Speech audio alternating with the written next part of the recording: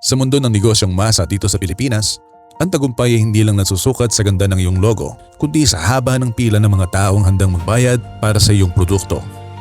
Sa kasalukuyan, ang Lugaw Queen ang kinikilala bilang isang higante sa industriya ng pagkaing masa sa buong Luzon.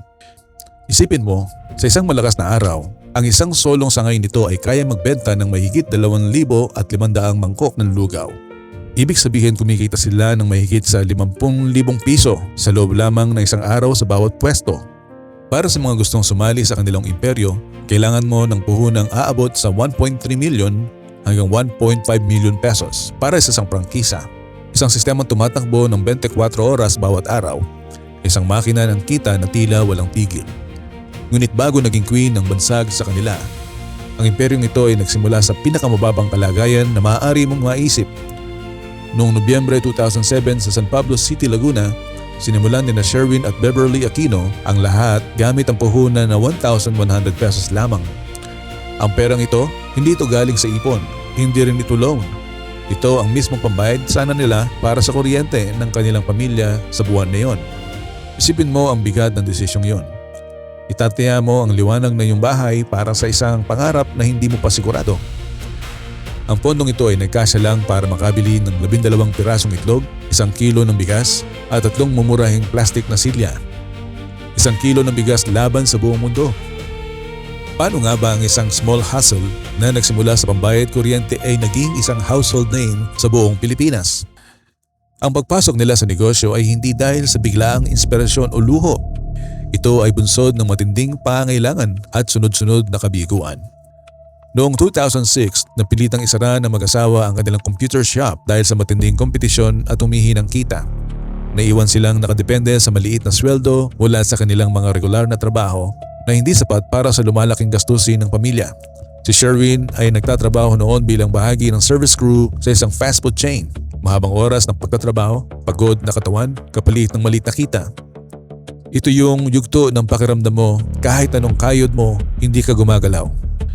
Dito sila tinamaan ng tinatawag nating internal noise. Noong inalok sila ng kanilang manager na rentahan ng isang bakanting 4 na metrong kwadrado na espaso sa tabi ng fast food branch sa halaga ng 6,000 pesos kada buwan, ang unang sagot ni Beverly ay hindi. Bakit? Dahil sa takot. Ang isip ng isang karaniwang tao ay laging nakafocus sa depensa. Paano kung walang bubili? Paano namin babayaran ang 6,000 pesos na renta kung ang sahod nga namin ay kulang pa sa pamilya? Pakiramdam nila, nakakulong sila sa isang pader kung saan ang pagtatrabaho ng matindi ay hindi sapat para makausad. Ito ang plateau na nararanasan ng maraming micro-entrepreneurs. Yung pakiramdam na naglalaro ka lang ng business pero hindi ka naman talaga lalago. Ang takot na mawala ang kakarampot na meron ka ay madalas na mas malakas kaysa sa pangarap na magkaroon pa ng higit. Dito naganap ang aha moment. Napagtanto ni Sherwin at Beverly na hindi sapat ang sipag. Kailangan ng matinding diskarte at sistema. Hindi lang sila nagtrabaho ng mas matindi. Binago nila ang kanilang estratehiya. Habang ang iba ay nakatuon sa laki ng puhunan, sila ay nakatuon sa daloy ng pera. Ginamit nila ang 3 mahalagang prinsipyo na nagpabago sa lahat. Una, ang negotiating fixed overhead sa pamamagitan ng cash flow matching. Dahil ang 6,000 pesos na buwan ng renta ay masyadong mabigat, nakiusap sila sa may-ari na magbayad ng 200 pesos araw-araw sa halip na buwanan. Sa matematika, parehong 6,000 lang naman yun sa isang buwan. Pero sa aspeto ng cash flow, ito ay isang napakalaking panalo. Ang kita nila mula sa mga customer sa araw na yun ay direktang pambayad sa renta, kaya naalis ang panganib na kailangang maglabas ng malaking halaga sa katapusan ng buwan. Ginawa nilang variable ang isang fixed cost. Pangalawa, inunawa nila ang unit economics ng kanilang produkto. Pinili nila ang lugaw dahil sa tubong lugaw na konsepto. Alam mo na, mababa ang puhunan pero malaki ang potensyal na kita dahil ang bigas kapag hinaluan ng maraming tubig ay umaalsa at dumadami.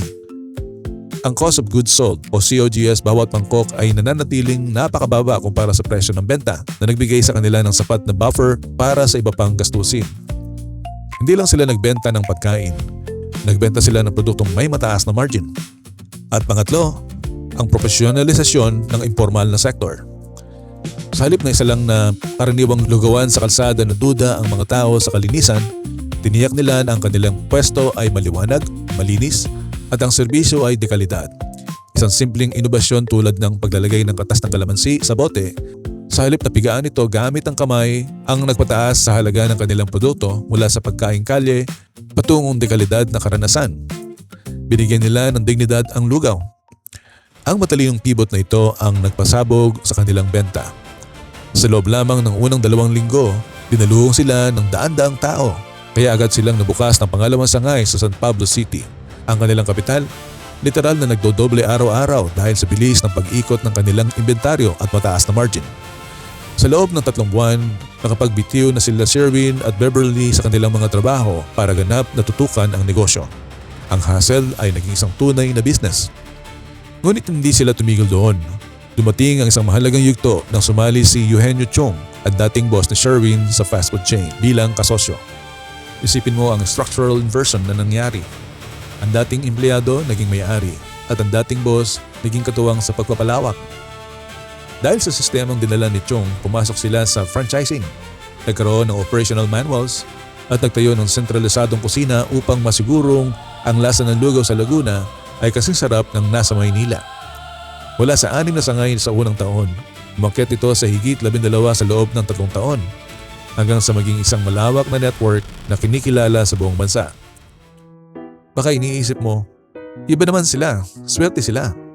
Pero ang totoo, ang kwento ng Lugaw Queen ay patunay na hindi mo kailangan ng milyon-milyong piso o dambuhalang pautang para magsimula. Ang swerte ay madalas na resulta ng tamang paghanda at tamang diskarte. Kung ikaw ay nagsisimula ng sarili mong online shop o maliit na food biz sa bahay, magagawa mo rin ang ginawa nila. Hindi mo kailangang maging perfecto sa simula. Kailangan mo lang maging madiskarte. Paano mo ito gagawin? Una, simulan mo sa lean testing. Pumili ka ng isang produktong may mataas na demand sa inyong komunidad pero mababa ang gastos sa produksyon. Subukan mo muna sa maliit na scale para makita ang reaksyon ng mga kapitbahay mo nang hindi ka naglalagay ng malaking pondo sa panganib. Pangalawa, iwasan ang malalaking fixed cost. Huwag agad magrenta ng pwesto kung kaya mo pang gawin sa online o shared kitchen space. Kung kailangan mo talagang umupa, subukang makipag-negotiate para sa flexible payment terms gaya ng ginawa ni Sherwin at Beverly. At huli, huwag mong tipirin ang kalinisan at serbisyo. Sa isang dagat ng mga murang nagtitinda, ang tiwala ng customer ang pinakamabisang marketing na wala kang gagastusin na kahit 1 sentimo. Bago mo isara ang video na ito, gusto kong gumawa ka ng isang 5-minute task. Huwag mo lang itong panoorin, i-apply mo.